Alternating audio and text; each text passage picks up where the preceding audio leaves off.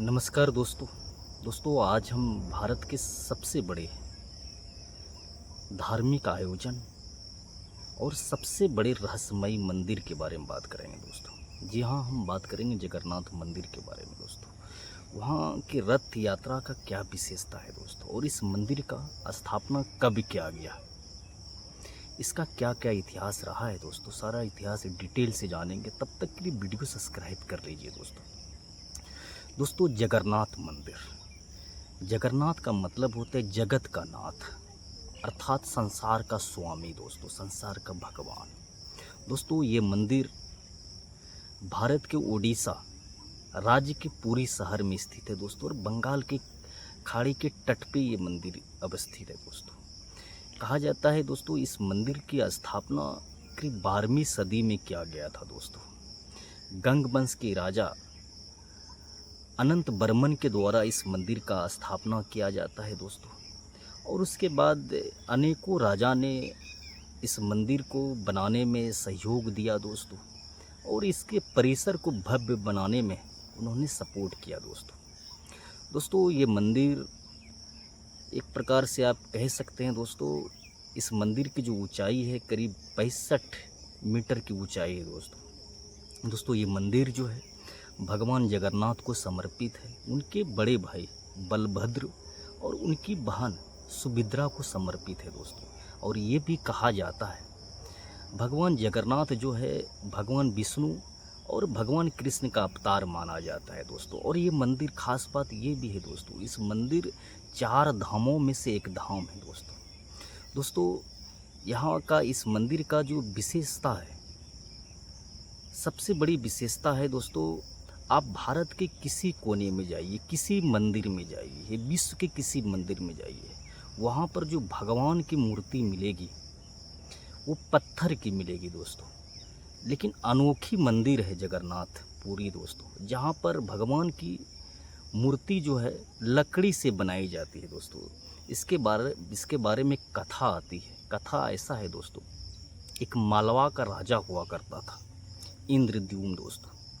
उनको सपने में भगवान विष्णु आते हैं दोस्तों, और भगवान विष्णु कहते हैं कि तुम्हारे आसपास, तुम्हारे राज्य में एक नील माधव की मूर्ति तुम्हें मिलेंगे दोस्तों। जब उसका नींद खुलता है तो नील माधव की मूर्ति ढूंढने के लिए निकल पड़ते हैं, लेकिन कहीं नहीं मिलते हैं दोस्तों। लेकिन एक दिन सुबह सुबह समुद्र के किनारे एक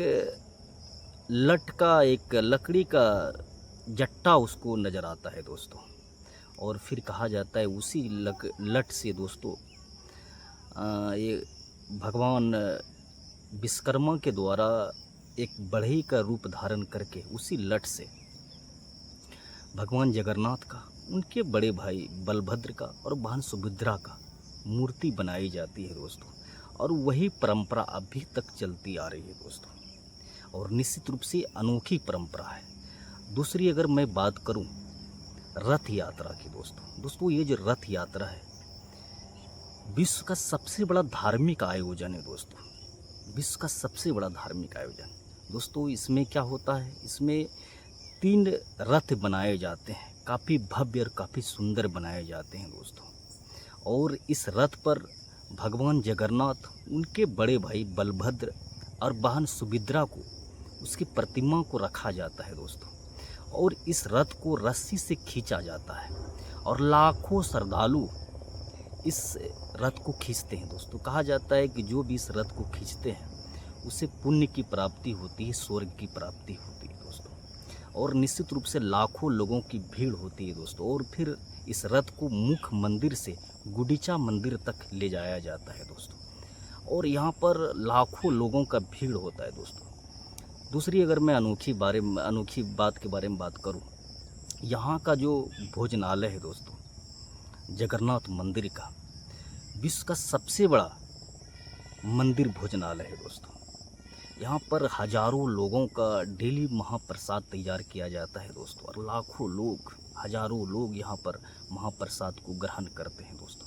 अगर मैं तीसरी विशेषता अगर इस मंदिर के बारे में बात करूँ दोस्तों, इस मंदिर का ध्वज प्रत्येक दिन बदला जाता है, और एक विशेष पूजा अनुष्ठान के द्वारा दोस्तों।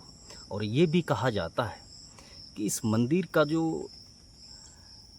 ध्वज है दोस्तों, वो हवा के विपरीत दिशा में बहती है, जो सबसे अलग है दोस्तों, सबसे अनोखी बात है, सबसे रहस्यमयी बात है दोस्तों। और निश्चित रूप से ये मंदिर भारत के 4 धामों में से एक धाम है दोस्तों। और आप निश्चित रूप से कह सकते हैं ये मंदिर भारत की संस्कृति का सबसे बड़ा प्रतीक है दोस्तों, भारत की सभ्यता का सबसे बड़ा प्रतीक है दोस्तों। सबसे बड़ा, विश्व का सबसे बड़ा धार्मिक आयोजन होता है दोस्तों पुरी में, जहाँ पर लाखों लोग इस रथ यात्रा में भाग लेते हैं दोस्तों। ये पूरा मंदिर का इतिहास था दोस्तों। अगर ये इतिहास आपको अच्छा लगा है तो निश्चित रूप से लाइक करें, शेयर करें, सब्सक्राइब करें और कमेंट करें दोस्तों। नमस्कार आप सभी का दोस्तों।